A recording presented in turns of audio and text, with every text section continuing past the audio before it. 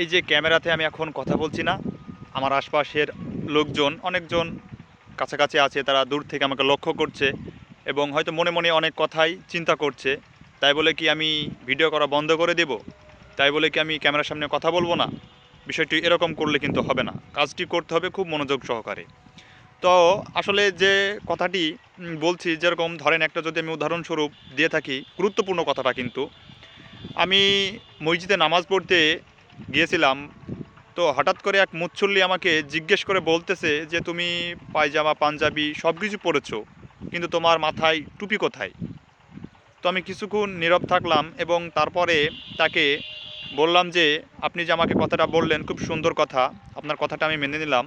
তবে আপনাকে আমার একটা প্রশ্ন, যে প্রশ্নটি হচ্ছে, আপনার তো মাথায় টুপি আছে, পাঞ্জাবি আছে, পায়জামা আছে, সব কিছু ঠিকঠাক আছে, কিন্তু আপনার মুখে দাড়ি কোথায়? তখন লোকটা একটা বিভ্রান্তির ভিতরে পড়ল। এবার সে আর আমাকে কোনো কথা বলল না। তো অন্যকে খোঁচা মেরে কথা বলার আগে বা অন্যের বিষয়ে সমালোচনা করার আগে একটিবার ভাবতে হবে যে আমি কথাটি বলছি আসলে আমি নিজে ঠিক আছি কিনা।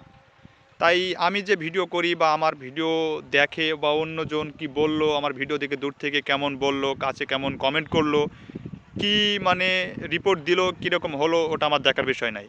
আমি আমার কাজটাকে ফোকাস দিয়ে ভালো করে করব। এতে কে কীরকমভাবে নিবে, কার কীরকম ইচ্ছা, সেটা তার ব্যাপার।